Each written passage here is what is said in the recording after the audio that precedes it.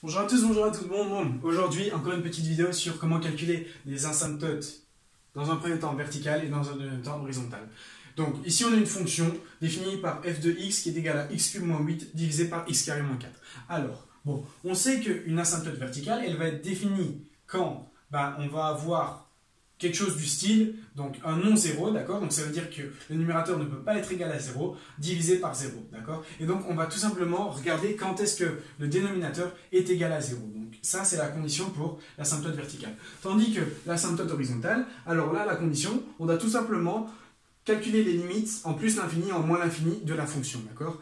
Les limites vont nous définir les asymptotes horizontales de notre fonction.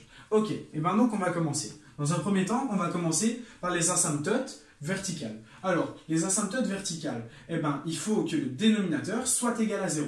Alors, le dénominateur est égal à 0. Alors, on doit avoir x carré moins 4 qui est égal à 0. Et donc, x carré moins 4 est égal à 0, possède deux solutions. En x est égal à 2 et x est égal à moins 2. Mais dans l'une des deux, il y en a une à rejeter. Pourquoi? Parce qu'on sait que l'asymptote verticale doit être définie quand on a un non-zéro au-dessus et un 0 en dessous. Donc ça veut dire que le numérateur ne peut pas être égal à 0. Or, si vous avez 2, d'accord, quand je prends 2, le numérateur, ça va me donner 2 au cube moins 8, et 2 au cube moins 8 est bien égal à 0. Alors, on ne peut pas considérer l'asymptote verticale x est égal à 2, car on va avoir quelque chose du style 0 divisé par 0. À ce moment-là, il faudra calculer la limite quand c'est égal à 2. Donc, la limite quand c'est égal à 2 pour l'asymptote verticale est négligée. Et donc, on a une asymptote verticale définie en x est égal à moins 2. D'accord. Et donc, quand x est égal à moins 2, on a une asymptote verticale. Dans un premier temps, qui va tendre vers plus l'infini et qui va tendre vers moins l'infini. Alors, comment définir quand est-ce que ça va tendre vers l'infini positif et quand est-ce que ça va tendre vers l'infini négatif? Alors, on sait que quand ça va tendre vers l'infini positif, ça veut dire qu'on va dériver... Quand on va tendre vers l'infini positif, ça veut dire qu'on va diviser par le 0 positif. Du coup, il faut que x carré moins 4, ok, soit un 0 positif, ok. Et donc, ce 0 positif, il sera défini en quoi? On peut simplifier, d'accord, et avoir x plus 2 fois x moins 2. Et donc, on doit négliger cette partie-ci, d'accord, parce que c'est égal à 2. Donc, on doit étudier x plus 2, qu'est-ce qui va se passer? En x plus 2, si je veux que ce soit égal au 0 positif, d'accord, il faut tout simplement que x soit égal à, dans un premier temps, moins 2 plus le 0 positif. Donc, si x est égal à moins 2 plus le 0 positif, d'accord, et à ce moment-là, j'ai bien mon dénominateur qui tend vers le 0 positif, d'accord, et donc, on va, à ce moment-là, bien avoir quelque chose du style qui va tendre vers plus l'infini. Ok, et donc, c'est quoi x plus le 0 positif? Tout simplement, si je représente mon graphe, et que ici, j'ai l'asymptote donc verticale définie en moins 2, moins 2 plus le 0 positif, si j'ajoute quelque chose, donc je vais vers la droite, et donc je vais avoir l'asymptote, et donc si j'ai mon 0 positif, ma fonction qui est donc tend vers l'infini, vers plus l'infini, d'accord, en mon 0 positif. Ici je suis bien à mon moins 2 plus mon 0 positif, je vais vers la droite, et donc j'ai bien ma fonction qui tend vers plus l'infini. Tandis que si je voulais avoir maintenant ma fonction qui tend vers moins l'infini, il faut que je divise par le 0 négatif. Alors à ce moment-là, je dois prendre mon 0 négatif, et donc x doit être égal à moins 2 plus le 0 négatif.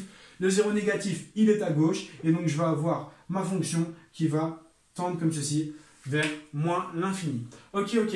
Donc ici, on a déjà l'asymptote verticale, et donc on sait que à droite de cette asymptote, on sera en plus l'infini, et à gauche, on sera en moins l'infini. On l'a défini grâce à nos 0 positifs et nos 0 négatifs. Ok, donc ça, c'est pour l'asymptote verticale. Donc je rappelle, asymptote verticale, dans un premier temps, on a deux possibilités, sauf qu'on ne peut pas faire 0 divisé par 0, alors x est égal à 2, on doit la supprimer, d'accord? Ok. Maintenant, qu'est-ce qui se serait passé si, je voudrais quand même savoir quelle est la limite, d'accord? Donc quand x est égal à 2, du coup on va calculer la limite, quand x tend vers 2, et donc de x cube moins 8 sur, et donc x carré moins 4. Alors, il faut savoir que x cube moins 8 sur x moins 4, c'est tout simplement, et donc x moins 2, multiplié par x carré plus 2x plus 4, il suffit de faire votre truc, vous pouvez vérifier, divisé par, et donc x moins 4, c'est x plus 2 fois x moins 2. Alors à ce moment-là, les x moins 2 simplifient, on a un dénominateur qui lui est positif, d'accord? Si je tends vers 2, eh ben, j'ai bien un dénominateur positif. Donc, si je ne divise plus par 0 et qu'au-dessus non plus, je n'ai plus de 0, je n'ai plus de limite, du coup, à ce moment-là, je peux calculer. Et donc, si je remplace toutes mes valeurs par 2, j'ai 2, hein, non, pardon, 2 au carré, ça me fait bien 4, plus 2 fois 2, ben, ça me fait bien 4, plus 4, ça me fait 12, le tout divisé par, et donc 2 plus 2, ça me fait bien 4, ok? Et donc, cette limite tend vers 3. Du coup, quand x sera égal à 2, d'accord? À la base, ça tend vers une limite, d'accord? On dit que c'est égal à 0. Sauf que si ça tend vers 2, d'accord, mais que ce n'est pas égal à 2, la limite sera égale à 3. Et vous pouvez vérifier avec une application, vous allez bien avoir d'abord une asymptote en moins 2, et quand c'est égal à 2, la limite qui est égale à 3. D'accord, donc ça, c'est la façon pour calculer une limite. Super. Donc, asymptote verticale est définie en...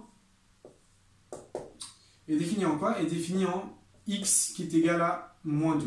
D'accord? Asymptote verticale, x qui est égal à moins 2. Super. Maintenant, l'asymptote horizontale. Donc, il faut calculer les limites en plus l'infini et en moins l'infini. Alors, on sait que les limites en plus l'infini et moins l'infini, donc si j'ai la limite quand x tend vers l'infini positif, et donc de x cube moins 8 divisé par x carré moins 4, il faut diviser les puissances les plus grandes. Du coup, ici, ma puissance la plus élevée, ben, c'est x cube. En dessous, c'est x carré. Du coup, je fais x cube divisé par x carré. Et donc, j'ai ma limite qui est égale à x. Et donc, la limite, quand x tend vers l'infini positif de cette fonction, est tout simplement égale à plus l'infini. D'accord? Et donc, si j'ai une limite en plus l'infini, je n'ai pas d'asymptote horizontale. Ok, maintenant, qu'est-ce qui se passe si j'ai l'infini, donc négatif, donc moins l'infini? Eh bien, mes calculs restent les mêmes. À la fin, j'obtiens que ma limite est égale à x. La limite est égale à moins l'infini. D'accord? Si j'ai une asymptote horizontale définie en plus l'infini et moins l'infini, je n'ai tout simplement pas d'asymptote horizontale. D'accord? Et donc, notre graphe, d'accord, x cube moins 8 divisé par x carré moins 4, eh ben, ce graphe possède une asymptote verticale définie en moins 2, la limite en 2 définie en 3, d'accord? Et donc, ici, on obtient que nos asymptotes horizontales sont définies en moins l'infini et plus l'infini. Ça veut dire que je n'ai tout simplement pas d'asymptote horizontale. Donc, asymptote horizontale est égale et donc je n'en ai pas. Voilà. Aucune asymptote horizontale. Et on peut définir que la fonction de x, d'accord, et donc quand la limite de x tend vers 2, d'accord, c'est égal à 3. D'accord? C'est bien la limite qu'on a calculée tout à l'heure. Voilà, c'est déjà fini pour l'étude de cette fonction et de ces asymptotes. Ok, je vous remercie de votre attention et je vous dis à très bientôt pour de nouvelles vidéos.